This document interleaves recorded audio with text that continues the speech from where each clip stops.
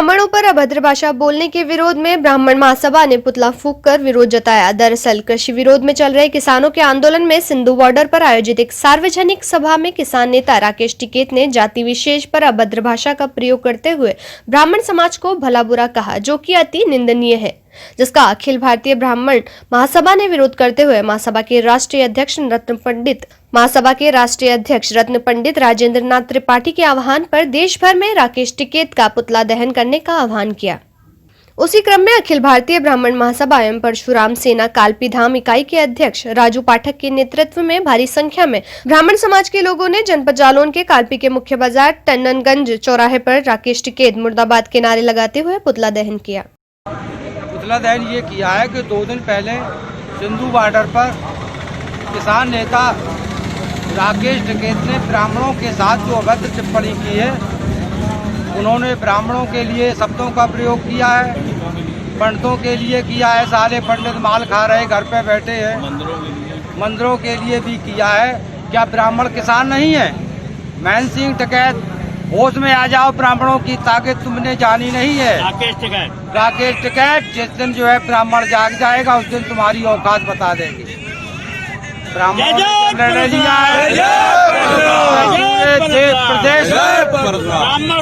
राकेश टिकैत के मुर्दाबाद के नारे और उनका जो है पुतला दहन किया है।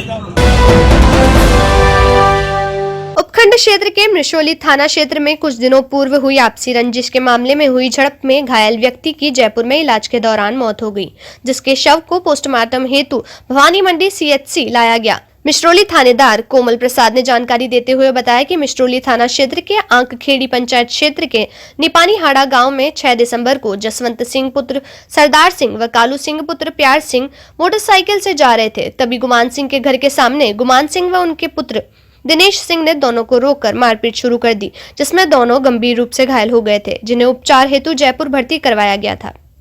घायलों की रिपोर्ट पर पुलिस ने आरोपियों के खिलाफ IPC धारा 307 में मामला दर्ज कर अनुसंधान प्रारंभ कर 8 आरोपियों को गिरफ्तार किया गया।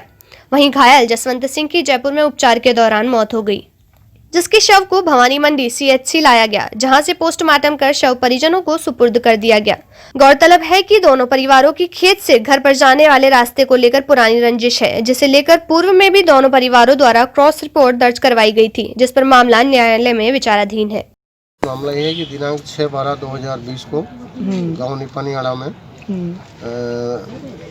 इन लोगों के साथ जसवंत सिंह पुत्र सरदार सिंह व कालू सिंह प्यार सिंह दोनों के साथ ये मोटरसाइकिल जा रहे थे। इनको रोककर गुमान सिंह के मकान के सामने गुमान सिंह व उसके लड़के दिनेश वगैरह ने गंभीर मारपीट की, जिसमें इनको भवानी मंडी भर्ती कराया था, जहां इनके द्वारा FIR पेश करने पर FIR नंबर 118 2020 धारा 307 IPC में दर्ज कर अनुसंधान किया, जिसमें अनुसंधान के दौरान अभी तक 8 मुलजिम तो गिरफ्तार करके जेल पेश कर दिए, जेल में दाखिल करा दिया है। बाकी के संबंध में अनुसंधान जारी है।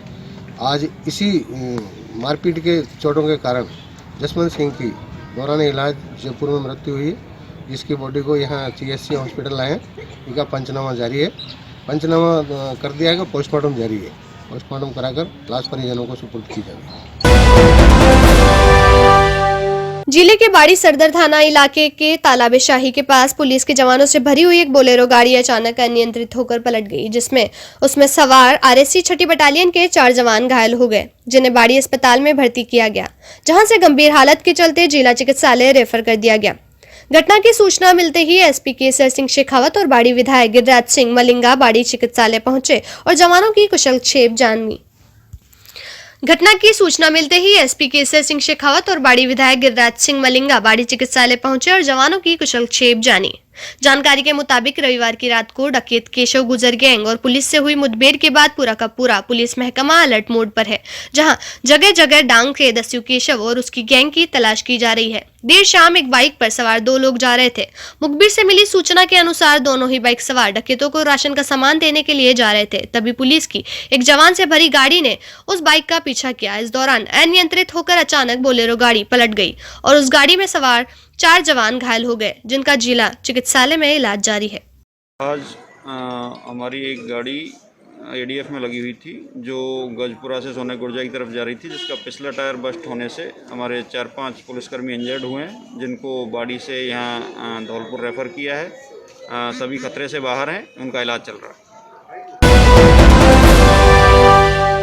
मुख्यमंत्री पोर्टल पर हो रही जन सुनवाई के मामले में प्रथम आने वाला जालौन जिला अब लगातार पिछड़ता नजर आ रहा है, जिस कारण अपर जिला अधिकारी प्रमोद कुमार सिंह की अध्यक्षता में सभी प्रशासनिक अधिकारियों के साथ सभी विभागों के अधिकारियों और कर्मचारियों की बैठक बुलाई गई, जिसमें मुख्यमंत्री जन सुनवाई से जुड़े मामलों को समय सीमा के अंदर शिकायतों का निस्तारण कर आख्या प्रेक्षित करने के सख्त निर्देश दिए गए। उरई के विकास भवन सभागार में एडीएम प्रमील कुमार सिंह और सीडीओ प्रशांत कुमार की मौजूदगी में सभी विभागों के विभागाध्यक्ष और कर्मचारी उपस्थित रहे। बैठक में बताया गया कि मुख्यमंत्री जन सुनवाई रैंकिंग में इस बार 21वीं रैंक मिली है, जिसमें सभी विभागों के द्वारा शिकायतों का समय पर निस्तारण न होने से जनपद रैंकिंग के पायदान पर नीचे की तरफ खिसक रहा है। इसको ध्यान में रखते हुए मुख्यमंत्री जन सुनवाई की मॉनिटरिंग लखनऊ से होती है, जिसका फीडबैक शासन स्तर पर देखा जाता है। इसीलिए शिकायतों का गुणवत्तापूर्वक जाँच कर समय से आख्या प्रेक्षित की जाए। शासन द्वारा IGRS के मामले को बहुत महत्व दिया जा रहा है, जिसके दृष्टिगत सभी अधिकारियों और संबंधित को बुलाया गया था, उनकी बैठक की गई और उनको निर्देशित किया गया कि समयबद्ध, गुणवत्तापूर्ण और शिकायतकर्ता को इन्फॉर्म करते हुए शिकायतों का निस्तारण किया जाए। हमारे ज़िले में इस बार हमारी रैंकिंग थोड़ी पीछे हो गई थी, लेकिन इस बार हम लोग 21वें स्थान पर आए हुए हैं, तो हमारे यहाँ की स्थिति अच्छी है। और उसमें भी अभी कोविड को लेकर के थोड़े लोग अभी क्षेत्र में जाना और उससे बचने का प्रयास करने के कारण है, अब हम लोग और भी अच्छी स्थिति में आएंगे। हमारे यहाँ शिकायतें बहुत पेंडिंग नहीं है। पंचायत समिति के बंजीरका गांव में नरेगा के जोनल सेक्रेटरी राजेंद्र विजय द्वारा चलाए जा रहे नरेगा कार्यों का निरीक्षण किया और राजीविका मिशन के तहत चल रहे स्वयं सहायता समूह के प्रतिनिधियों से चर्चा की। निरीक्षण के दौरान जनरल सेक्रेटरी द्वारा नरेगा में कार्य कर रहे मेट और श्रमिकों से चर्चा की और उनके सामने आने वाली परेशानियों के बारे में जानकारी ली। निरीक्षण के पश्चात दोनों सेक्रेटरी द्वारा राज्य में चल रही विभिन्न विकास परियोजनाओं के प्रभारियों की समीक्षा मीटिंग ली गई और निर्देश दिए गए कि श्रमिकों को पूरा काम पूरा दाम मिले। इसके अलावा जिन श्रमिकों के 100 दिन पूरे नहीं हुए हैं, उन्हें 100 दिन का पूरा काम दिया जाए। उसके बाद मीडिया से बात करते हुए जनरल सेक्रेटरी द्वारा बताया गया कि अलवर जिले में नरेगा कार्यों के निरीक्षण के लिए मेरे द्वारा 4 दिन से दौरा किया जा रहा है। आम जनता तक जो चीज़ें राज्य सरकार द्वारा की गई है उनको पहुंचाने के लिए यहाँ अलवर ज़िले के 4 दिन के दौरे पे मैं यहाँ हूँ। आज सुबह से थानागाजी क्षेत्र में भ्रमण करते हुए नरेगा के काम देखते हुए और आजीविका महिलाओं के जो स्वयं सहायता समूह हैं उनसे चर्चा करते हुए जिला परिषद में बैठ के पूरा जिले का समीक्षा की है। ग्रामीण विकास की सभी योजनाओं की, नरेगा के जो इनकम्प्लीट काम पड़े हुए हैं उनको पूर्ण कराने के लिए निर्देश दिए गए हैं और इसके साथ ही जिन श्रमिकों को जिन गांव में रोजगार की जरूरत, जिन लोगों को उनके जिनके 100 दिन पूरे नहीं हुए हैं, 100 दिन के रोजगार जो उनको लोगों को नहीं मिले हैं, उनको 100 दिन का रोजगार दिया जाए और पूरा काम पूरा दाम सभी लोगों को मिले, ऐसे निर्देश जारी किए गए। और इसी क्रम में आज रामगढ़ में भी हम पूरी समीक्षा करेंगे और रामगढ़ पंचायत समिति के बारे में पूरी चर्चा करेंगे। या जिन जिन क्षेत्रों में हम पीछे हैं उनको थोड़ा सा स्पीड अप करने का प्रयास करेंगे। क्षेत्र में ऐसी विशेष कमी नहीं, लेकिन थोड़ी मॉनिटरिंग की कमी है। हमारी पंचायत समिति जो रामगढ़ है, इसमें थोड़ी मॉनिटरिंग को हमको और बढ़ाना पड़ेगा और जो प्रधानमंत्री आवास योजना है उसमें थोड़ा सा क्वालिटी इंप्रूवमेंट चाहिए और इसके अतिरिक्त जो हमारे फॉरेस्ट से रिलेटेड भी कुछ काम है उनमें भी हमको गति देनी पड़ेगी, ताकि NRM के काम जो नेचुरल रिसोर्स मैनेजमेंट के काम है उसको भी हम गति दे सकें। और विशेष रूप से तो ये कि हमारे जो नरेगा में काम करें उनको पूरी मजदूरी मिले।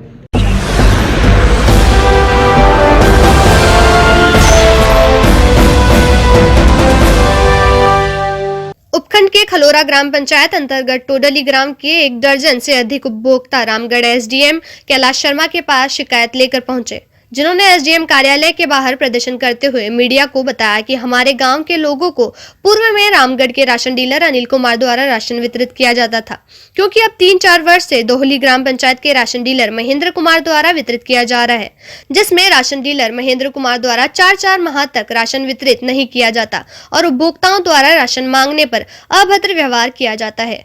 महिलाओं से भी अपशब्द बोलकर वापस भेज दिया जाता है। वर्तमान में हमें 4 माह से राशन सामग्री नहीं दी जा रही है।